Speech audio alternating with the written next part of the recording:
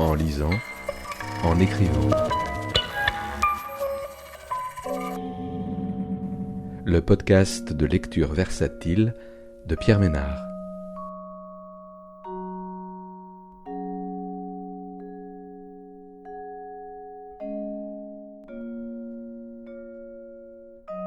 Aujourd'hui, un lac inconnu d'Éric Chauvier, paru aux éditions Alia en 2025.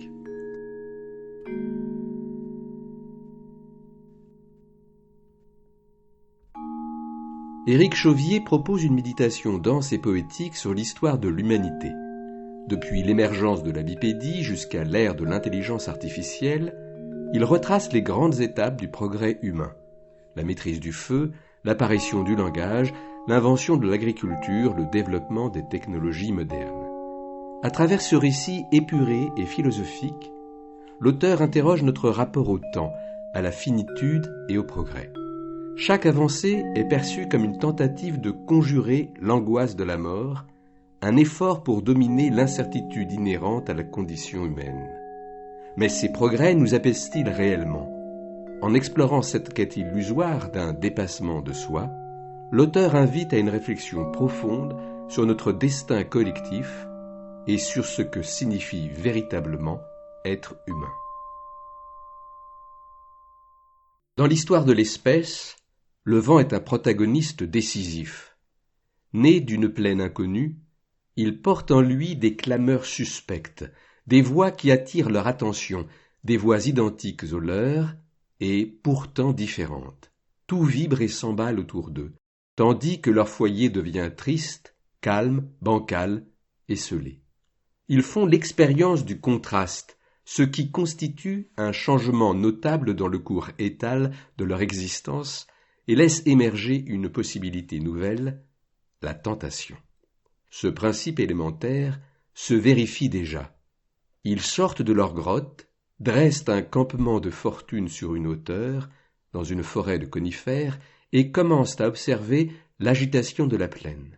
Comme tout élan, comme tout est gourd, erratique, ils passent plusieurs saisons à scruter cette effervescence d'ombre, de silhouettes, d'outils, d'armes, de chair, de couleurs, de clameurs, de chants.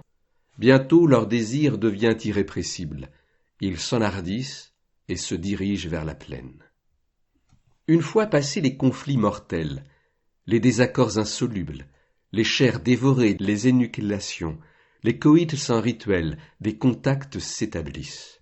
Ils partagent, avec les voix de la plaine, des arts de faire, de la nourriture, de la main-d'œuvre, des outils, des façons de grogner, de se caresser, de s'accoupler.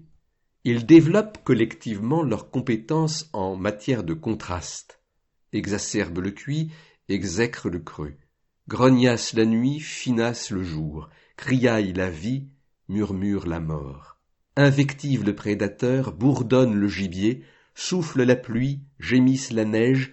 Ils affinent aussi immanquablement ce qu'il convient de reconnaître comme des principes élémentaires de vie sociale. Et lorsqu'ils ne s'adonnent plus à l'art du contraste, ils scrutent de grands oiseaux aux ailes noires qui sillonnent le ciel. Ce peut être aussi des abîmes, des carcasses de gisants, des animaux putréfiés. Personne n'a pris la mesure de ces visions. À écouter les exégètes de l'espèce, cette période de contact constituerait un progrès notable, pour ainsi dire le début de l'aventure finale. C'est omettre qu'ils comprennent désormais tout ce qu'ils peuvent perdre. La tragédie peut véritablement commencer. Ils se détournent peu à peu de la poésie primordiale. Pourquoi se perdre dans les lieux hostiles, si l'effervescence domine désormais leurs jours et leurs rêves? Les ténèbres deviennent métaphoriques, ce qui constitue une étape déterminante dans l'art de la diversion. En atteste ce cheval au flanc constellé de flèches. Cette blessure semble avoir été infligée après coup. Il ne dessine plus seulement des animaux blessés, mais blesse, de façon délibérée, l'image des animaux. Leur geste créatif ne se réfère plus au réel représenté, mais à l'image elle-même. Pour la première fois dans l'histoire de l'espèce, ils créent une dimension virtuelle où projeter leurs angoisses. Ils n'ont plus à gagner les souterrains hostiles. Ce monde liminaire est désormais intégré à leur foyer, ce qui offre une autre contradiction de taille. Comment pourraient-ils se perdre dans le familier, s'oublier dans leur propre demeure?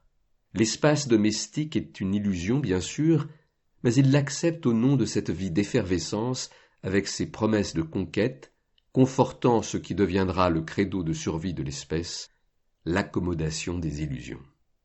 Au hasard de leur déplacement, ils découvrent une colonie d'autres représentants de l'espèce, évoluant près d'un fleuve, consommant de la chair parfumée, captant des éclats de lune pour les accommoder à leur festin. Postés sur une éminence rocheuse, ils observent, et leur désir s'aiguise. Au fur et à mesure, le silence de leur foyer redevient assourdissant.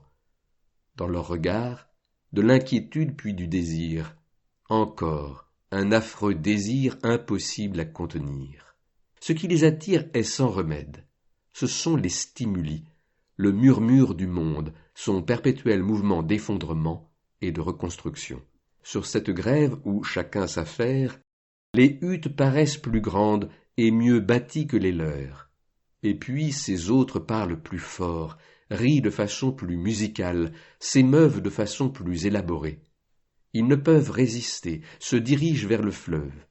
De nouveau, ce sont conflits mortels, désaccords insolubles, coïts sans rituel. Puis des contrats s'établissent.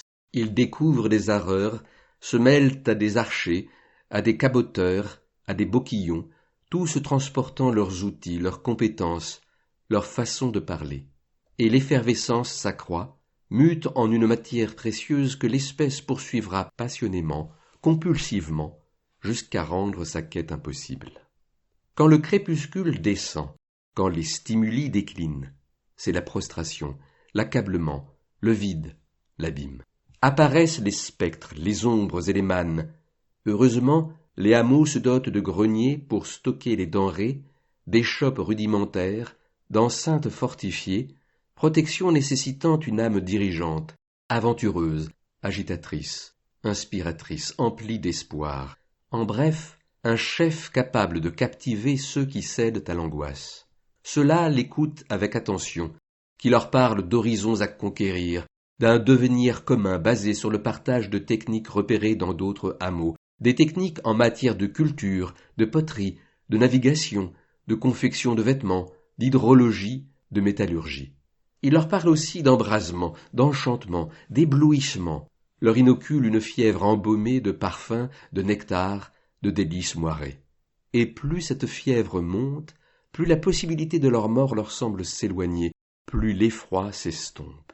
Quant au chef, il s'approprie peu à peu le pouvoir découlant de cet art de distiller la fièvre.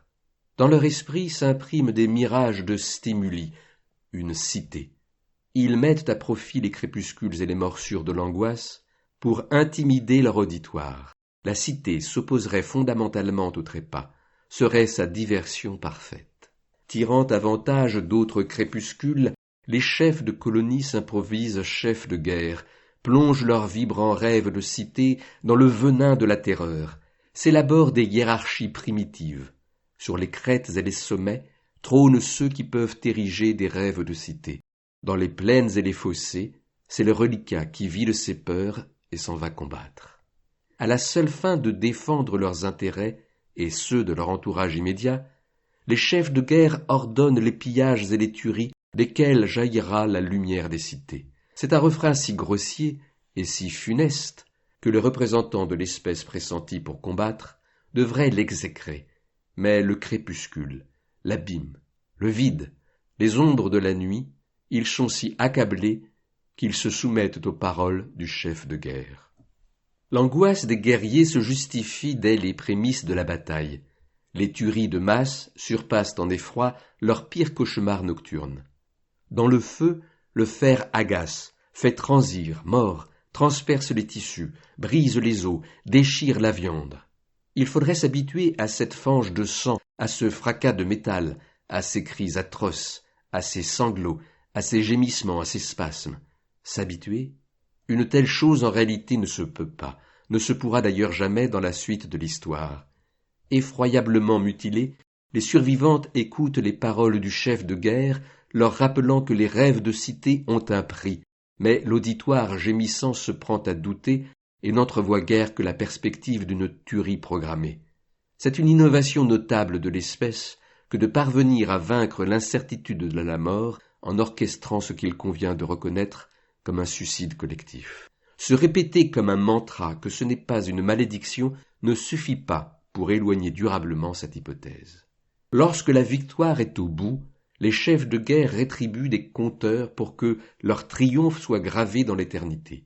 Ils déclinent avec emphase de nouveaux statuts délirants, s'autoproclament princes, flambeaux, éclaireurs, chambellans, caïds, caciques, grands gardiens, guides suprêmes, animaux prédateurs. Tout pousse à penser qu'ils entrent dans une phase de délire mégalomaniaque et, bien entendu, autodestructeur. Ces statures nouvelles leur permettent cependant d'ordonner des massacres depuis l'arrière de la bataille, autrement dit depuis les zones sécurisées. Ils établissent des schémas tactiques au sein desquels les guerriers deviennent des entités abstraites, des modèles d'attaque, de défense, d'encerclement.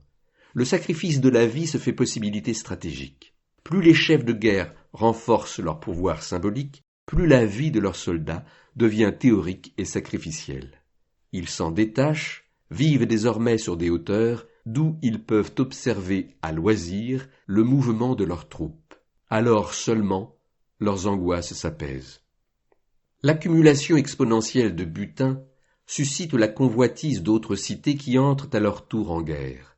En cas de défaite, les soldats sont réduits en esclavage, déportés, horriblement persécutés. En cas de victoire, redevenus artisans, paysans ou commerçants, le peuple sacrificiel jouit du spectacle continu de la cité. Des stimuli, partout des stimuli. Ces anciens fantassins adhèrent sans réserve à ce foisonnement de vie, aux échanges, aux silhouettes, aux visages, aux jeux de regard, à la gestuelle, à l'empressement, au tumulte et puis, bien sûr, à la marchandise qui vient de loin, qui s'expose, se désire, passe de main en main. Pour comptabiliser ces denrées productrices de stimuli, on invente des hiéroglyphes, des pictogrammes, des alphabets, des calculis. Des tablettes d'argile comptabilisent des marchandises en provenance d'imposants bateaux, d'où débarquent des bâtisseurs, des architectes, des armateurs, des marins qui, à leur tour, se mêlent à l'effervescence. Tous les sens sont sollicités, chacun s'affaire à sa boutique, à sa fonction, et rêve au monde qui s'étend au-delà des murs d'enceinte. Des horizons à conquérir qui désorientent, que des voyageurs décrivent avec l'accent de désirs inédits. L'effervescence se mue en frénésie, et l'angoisse se dissipe un peu plus.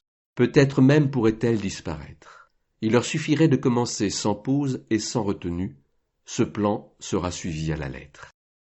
La cité est au bord de l'implosion. Devenus princes ou tyrans, les chefs de guerre comprennent qu'un excès de commerce et de stimuli mène à la libération de pulsions désirantes et au chaos. Les princes et les tyrans tentent d'abord de résoudre le problème par la violence de masse. Mais ils vérifient l'absurdité de décimer une population qui garantit l'économie de la cité. Une autre solution s'impose à eux, l'appréhension de la mort, que l'effervescence a diluée pourrait être ravivée. Des fictions de divinités locales sont créées par des conseillers passés maîtres dans l'art de la dramaturgie. Ils façonnent ces entités à l'image des tyrans, leur associent des rituels de mort et de résurrection, ordonnent au peuple de respecter ces superstitions afin d'accéder à une vie après la mort. Dans le cas contraire, sermonne-t-il, les non-initiés s'exposeraient à des représailles post-mortem. Ce sont des sanctions assez grotesques, presque infantiles. Mais le peuple obtempère car on ne sait jamais. Chacun retient ses pulsions et chaque jour, au temple, on honore une statue de bronze qui ressemble à peu près à son prince ou à son tyran.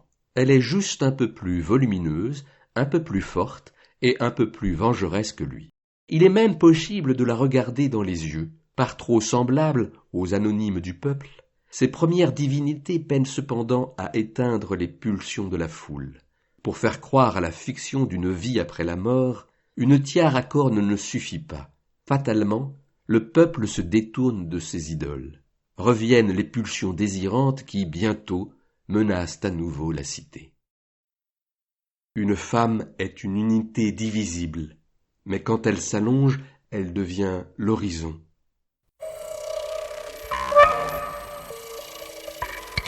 En lisant, en écrivant. Le podcast de lecture versatile de Pierre Ménard.